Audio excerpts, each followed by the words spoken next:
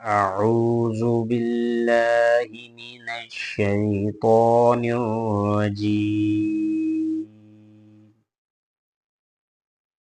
بسم الله الرحمن الرحيم.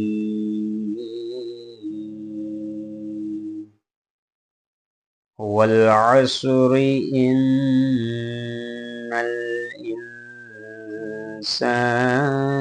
لفي خسر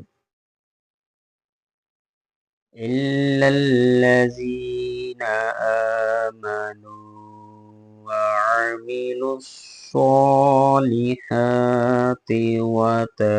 وتواصوا بالحق